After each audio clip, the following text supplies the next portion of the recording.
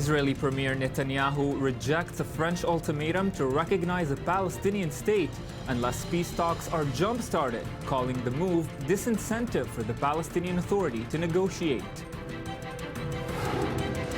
The Syrian opposition threatens to quit peace talks in Geneva as an Islamic State attack on a Shiite neighborhood of Damascus kills at least 60 people.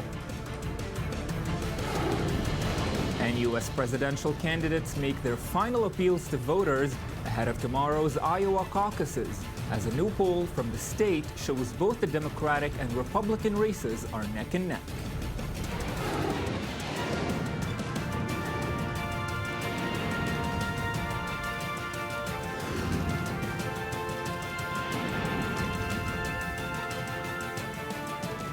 Good evening and welcome to the news today. You're joining us live from the Jaffa Port. Well, the future of an international committee to resolve the Israeli-Palestinian conflict is already in question, as Israel today doubled down on its criticism of France, the initiator of the move. Jerusalem made it clear that it will not abide by the French ultimatum, the recognition of a Palestinian state by Versailles, if the talks should fail. Meanwhile, Palestinian President Mahmoud Abbas welcomed the French initiative, but contention is growing on the Palestinian side too, with Hamas rejecting the deal. Eli Hohenberg, diplomatic correspondent for the News Today, has more.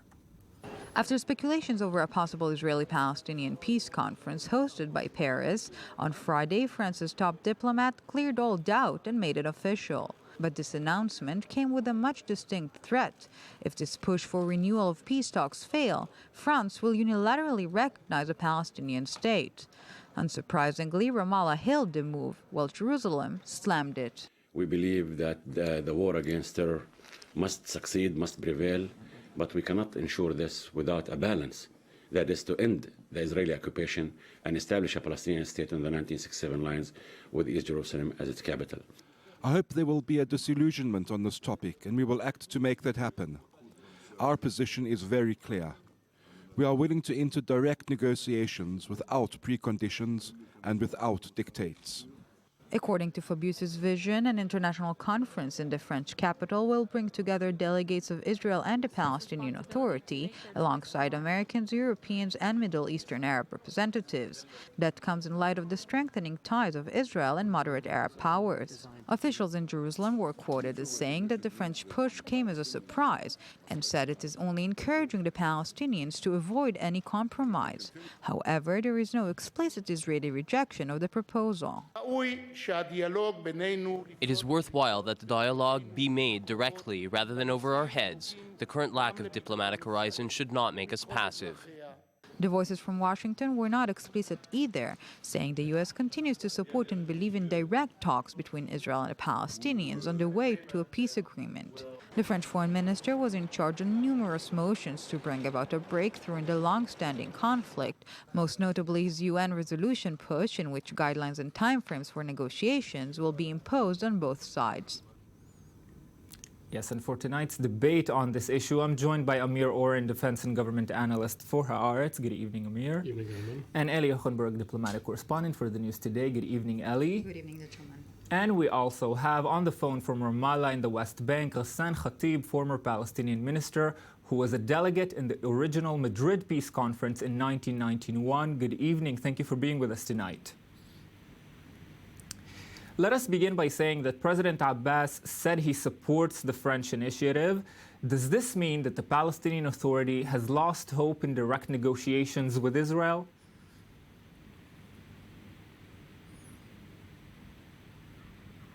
Mr. Khatib, are you with us?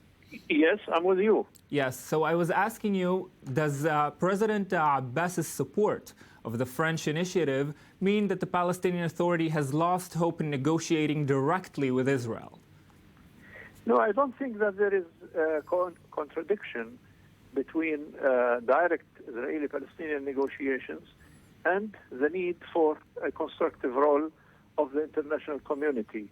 We should remember that the whole peace process was initiated by an international conference that set up certain terms of reference and encouraged the two sides to go forward in direct peace negotiations.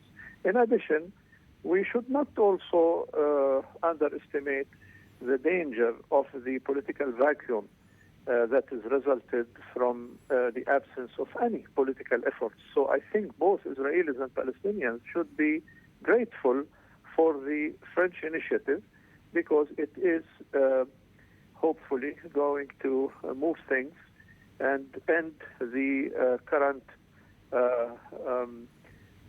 political vacuum that is very dangerous for the two sides. Yes, and Mr. Khatib, while we have you with us, I want to ask you, if the talks fail, France said it will recognize the Palestinian state. Now, this seems it would put the Palestinian Authority in an interesting position. How much does the Palestinian Authority hope the negotiations succeed or do not, in light of a Palestinian state being recognized if they fail? I think that France is going to recognize Palestine as a state, whether their initiative succeeded or failed, because the success of the peace process will lead into two-state solution and consequently a recognition of Palestine. And as they say, if it fails, they will also recognize the Palestinian state. I think that there is a natural tendency in Europe in general to recognize Palestine as a state. This is happening on the level of the public opinion, and it is happening on the level of parliament, and gradually it will materialize also on political level. And Mr. Khatib, how much do you estimate that the two leaders in question, that is President Abbas and Premier Netanyahu, will be willing to participate in such an initiative? I think President Abbas is willing to engage sincerely. Netanyahu needs encouragement and probably pressure from outside to be part of it. Let's also remember that Yitzhak Shamir, the Prime Minister of Israel at the time of the Madrid Peace Conference, was pushed and pressurized in order to take part in these negotiations.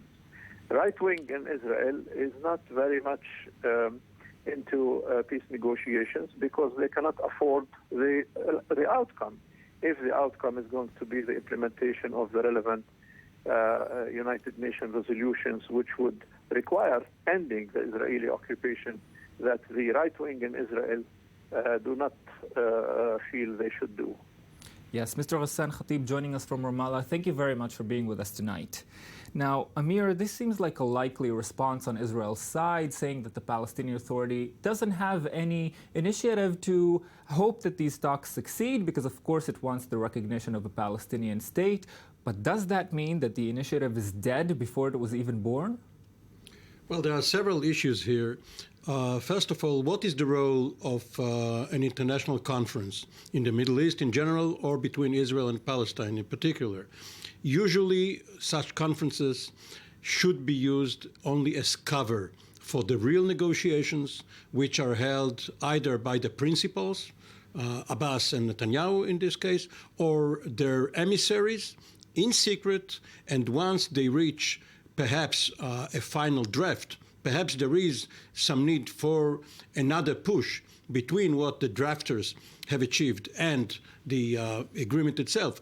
But most of the work is done outside of the conference room. The conference itself is diplomatic theater. It is needed for the other parties in the region to support the result, and for the domestic audiences. Of course, the negotiations between Begin and Sadat were first held secretly and then came out into the open. Between Peres and Rabin and Arafat, they were also done secretly and only then came into the open. So, and the Madrid conference, which Mr. Khatib attended as part of a joint Jordanian-Palestinian delegation, again, did not bring about any peace deal, perhaps because then they deviated from it to Oslo. But the fact remains that the parties themselves should negotiate, of course, with American support and other support, and Israel should see that the status quo is untenable, that without any initiative it will only bleed, and that if it is not the French initiative, it will be another one. But something must be done. I'm glad you finished on Israel, because, Eli, on the Israeli perspective, this seems to come at a particularly difficult momentum for Israel, with the EU labeling products from the settlements, and this initiative now coming and putting Israel on the spot of it may be seeming like it doesn't want to negotiate peace. Absolutely. It's a very problematic period for Israel. The thing is that its inactiveness when it comes to the Palestinian issue is tackling Jerusalem each and every time. You cannot have proper and flourishing relations with almost every nation on this planet without addressing the Palestinian issue. And Jerusalem realizes that if not now, then in the upcoming months, that it has to address this issue as well. The thing with the French initiative is that if indeed Paris will recognize a Palestinian state, it could drag a wave of other European nations recognizing Palestine as a state. We have, of course, other countries in the world that are already recognizing the Palestinian state, but if it will come from European nations, it will be much more significant. And the thing is that the UN Security Council, for many years, Israel was very relaxed. It has the American veto whenever it is needed. But now, with the very much shaky relations between Jerusalem and Washington, the American veto at the UN Security Council is no longer guaranteed. So such an initiative can drag not only a wave of European countries recognizing unilaterally the state of Palestine, but also joint coalitions in the United Nations that could really change the entire situation for Israel. Well, Ali and Amir, let's bring in Christian Malara, our 24 News Paris correspondent. He's on the phone with us from Paris right now. Christian, good evening. Thank you for being with us tonight. Well, Christian, Laurent Fabius is estimated to be nearing the end of his term as foreign minister. To what extent is this initiative important to him to achieve before he leaves office? Well, you're right. He is going to leave the Ministry of Foreign Affairs around midst of February to become the president of the French Constitutional Council. So definitely, knowing Fabius, he wants to leave a kind of memorandum on Middle East. He wants to leave a kind of print project on the peace conference, and also his print on French diplomacy. But at the same time, through his initiative, you have to see that French President Hollande is craving for becoming a mediator wherever he can between Saudi Arabia and Iran, as he offered it to Iranian President Rouhani when he was in Paris. I feel like saying, why not? But does he have the means to do it? I think the answer is no. And even if French authorities keep declaring they stand for a solution of two states living in peace side by side, Israeli Prime Minister Netanyahu is right to consider that French diplomacy has always been more favorable to the Palestinians. And of course, he is going to refuse the political blackmail in a certain way from the French government. And the key question French authorities should definitely wonder about is which Palestinian to negotiate with. Mahmoud Abbas, the most pragmatic? Well, I think everybody understands better than everybody in France. He is isolated and crippled politically by Hamas, which is a terrorist group. People have to understand that, which Israel cannot negotiate with. All the more so as they keep denying to Israel the right to exist. So the French, amidst this scrimmage, don't have much political way. Yes, Christian Malard joining us from Paris. Thank you very much for being with us tonight. Ali, briefly, your take on Fabius? Yes, well, I don't think that anyone can claim that Fabius's current attempts are insincere. Since the moment he received this post, he was highly invested in Middle Eastern initiatives, especially when it comes to the Israeli-Palestinian conflict, and all of them failed. But the thing is that he sort of created for himself a win-win situation. If this international conference takes place, so he can take the credit for rejuvenating the stalled peace process. If it does not, he can honestly say that he was the one to not give up. Well, it seems that all the rest did. And if Paris will indeed recognize a Palestinian state, then without a doubt he is leaving a very prestigious mark on France's foreign policy. Yes, big news from the City of Lights. Lights. You know, Ayman, it's really embarrassing. Each time a foreign diplomat tries to bring peace to the Middle East, you hear he aspires for the Nobel Peace Prize, or he has some political ambition, or he wants to leave his mark. Let's get to peace. It's never honest, yeah. Yes, as we said, big news from the City of Lights. Eli Hochenberg, thank you very much for being with me tonight. Amir Oren, you are, as always, joining me for the rest of our first half hour.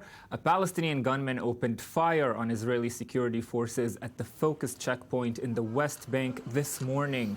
3 soldiers were injured, 1 seriously, before the assailant was shot dead at the scene. According to Palestinian media, the perpetrator was identified as 34-year-old Amjad Sukkari Abu Ammar from Kalkilia, who was the driver of Ramallah's chief prosecutor. And in other news in Israel, US and UK agencies are reported to have hacked into Israeli drones and other aircraft beginning in the 1990s, allowing the two countries, allies of Israel, to monitor information that the aircraft broadcast back to their handlers. The information was revealed in material leaked by American whistleblower Edward Snowden. I-24 News defense correspondent Shai Ben-Ari has more. It is being described as the most severe information breach in the history of Israel's intelligence corps.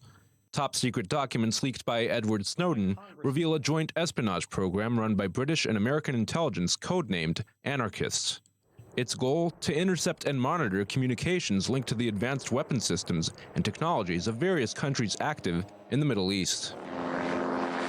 A particular focus was put on Israeli systems. Dr. Ronen Bergman, a journalist for Israeli newspaper Yediot Ahronot, published the revelations Friday, with the findings simultaneously released by The Intercept and Der Spiegel.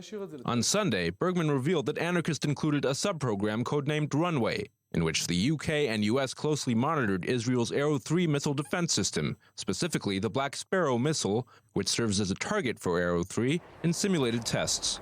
Anarchist was operational as early as 1998, and much of it is focused on Israeli drone technology. American and British intelligence experts were able to decode encrypted communications from Israeli unmanned aerial vehicles, or UAVs, operating over the Gaza Strip, as well as drones preparing for a potential strike against Iran. The Americans, in an internal Anarchist document, wrote, "From our perspective, the infiltration of the UAV fleet is one of the most important, if not the only method, of assessing Israel's capabilities, intentions, and plans in the region, which serves to protect major U.S. security interests." The data was picked up by a listening post belonging to GCHQ, the British equivalent of the NSA, in the Troodos mountain range on the island of Cyprus. The documents leaked include an image of what appears to be a weaponized UAV, a technology that Israel is not publicly admitted to possessing. Ironically, a previous leak from Edward Snowden in 2013 exposed documents attesting to cooperation between the NSA and Israeli military intelligence. But the latest revelations reveal a much more tenuous relationship. The U.S. fears that Israel will carry out actions that are contrary to its interests in the region and to those of its allies. This is almost the exact wording in documents that are part of Operation Anarchist. In certain documents, we see that from 2009, more and more pressure is put on anarchist operatives who are increasingly asked to infiltrate the Israeli intelligence services and extract information. And it is no coincidence that this occurred at a time when distrust was growing between the White House and the Israeli Prime Minister's office. That allies routinely spy on each other may no longer come as a major surprise following a series of classified information leaks in recent years. Nevertheless, these new revelations are still likely to cause unease on both sides of the Atlantic. Yes, and I'm joined in the studio still by defense and government analyst for Haaretz, Amir Oren. Amir, monitoring beginning in the 1990s by two of Israel's main allies, could Israel really not have known all this time? The top priority for the director of the CIA is to avoid any surprise from his president. You have Pearl Harbor, you have the Korean War, you have the Soviet invasion of Czechoslovakia, the Yom Kippur War, the Indian nuclear test, you have and 9/11, of course, and they're not going to be surprised by their ally. Now, because Israel did get some inkling of it, it could simulate, if it wanted to deter, if it wanted in this play regarding Iran, if it wanted to make sure that its intentions have been broadcast, then it could simulate what it wanted the White House to know. So it is much ado about something, not nothing, but it is not as serious as was portrayed. So Israel may have known, and we're moving now to an area in the world where much is still unknown, and you are, of course, staying with me. News on the Syrian conflict. Just one day after backing down from the threat to boycott the UN-sponsored peace talks, the main Syrian opposition group has arrived in Geneva and is due to meet UN envoy Staffan de Mistura today. In hopes of achieving progress, UN Secretary General Ban Ki-moon called on all sides to put the interests of Syrians above their own. Shai Ben-Ari with the story. Representatives of the Syrian opposition are in Geneva, Switzerland, for indirect talks with officials from the regime of President Bashar al-Assad. But it is still unclear if negotiations will actually take place.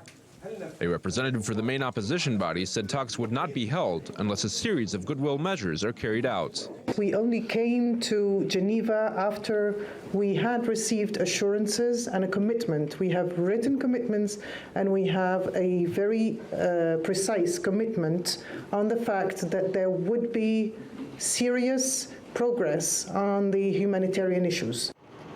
The opposition is seeking a halt to regime attacks on civilian areas, the lifting of blockades, and the release of prisoners. It's important for us to see that food goes to our children who are starved to death.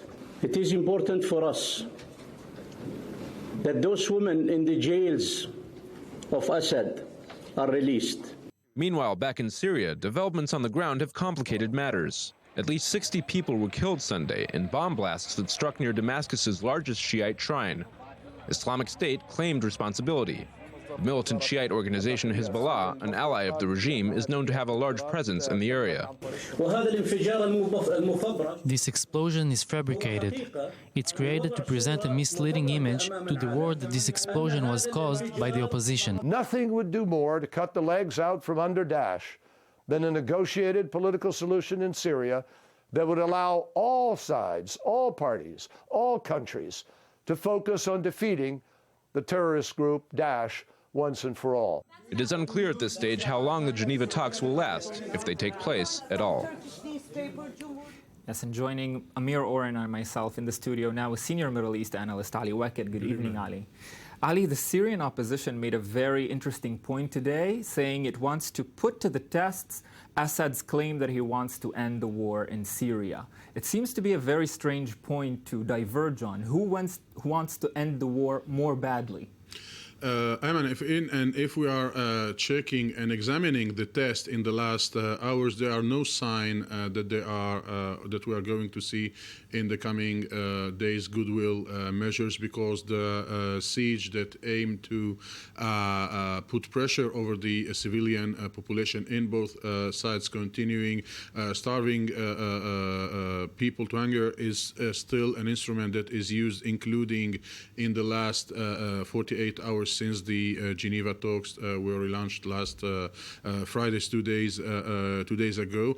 And the question is whether the opposition will keep its strategy. Days before the negotiations, they said we are not going to attend the negotiations. Then they say we have these conditions that we want to see goodwill measures on the ground in order to attend. So they attended before seeing any goodwill measures, and I think they know that the momentum on the ground is in favor of the regime. The replacing Assad is no more a question on the table. The transition period is no more a question on the table. What we are talking in the first period of the 6 weeks negotiations is exchange of prisoners and fighting terrorism, mainly fighting the Islamic State and the Al-Nusra Front, which put the Assad and the opposition in the same basket vis-a-vis and against the jihadist group, mainly Islamic State and the Al-Nusra Front. Well, Amir, who will fight the terrorism in Syria? Both Assad and the coalitions? Who remains here to fight on these sides that all seems to be warring? It all starts with the definition of terrorism. And of course, for the Russians, who are now calling the shots, it's one thing. And for the Saudis, it's another thing. And for the Turks, another major player, because they can seal the border in the north, that's another definition. They would include the Kurds, while the others may not. But the main thing is that once you have a peace conference, it will lead inevitably to a ceasefire or a truce or an armistice, whatever you want to call it. And it will freeze the situation on the ground, which is why the forces on the ground maneuver in order to have the upper hand once the clock stops the movement, which is why they stall. They are trying to improve some of their positions because they know that once the referees, the powers, are saying to all of them, stop, they must stop. So this is just jockeying until the conference starts, and then we have another, not even 6 weeks, 6 months until it is over, and during this time, perhaps some humanitarian measures will be in place. If you allow me, I disagree a little bit with Amir, because when Amir speaks about truce, he, I think, ignores the fact that the main actors within the opposition are not represented in these negotiations, and I mean the Al-Nusra Front and the Islamic State, which in the last 48 hours are intensifying their attacks and are passing. In the last weeks, they were on the defensive. They are passing now to the offensive in order to send a clear message to Geneva. We are here, and those who are in Geneva, and this is true, by the way, has nothing to do with the ground, with the situation on the ground. The groups that are represented in the high negotiations committee, the opposition team in Saudi Arabia, who is based in Saudi Arabia and is represented today in Geneva, has very small influence on the ground, have very small presence on the ground, and I'm not sure that even if the opposition in Geneva and the government team will reach a kind of a truce, an exchange of prisoners. By the way, now if we talk about numbers, the numbers of Syrian army prisoners in the hands of the opposition presented in Geneva, we are talking about few dozens and not more. It's not the case of Al-Nusra. It's not the case of the Islamic State. And if you will declare truce with people who has no mandate on the ground to impose a truce, I don't know how we are going to reach the truth. It's really ironic because the anti-Daesh group calls itself the coalition. And the coalition and the opposition are supposedly fighting the same enemies, but they are not. And Ali is right. What we call the opposition, the true Syrians fighting the Assad regime, does not include the terrorist groups, the two branches of Al-Qaeda, the two offshoots of Al-Qaeda, Jabhat al-Nusra and Daesh. Yes. We are just beginning with the peace talks in Syria, and already things are very, very complicated. Amir Oren and Ali Waked, thank you very much for being with me for this debate. The news today is offer a 2-minute break. Stay tuned for more news.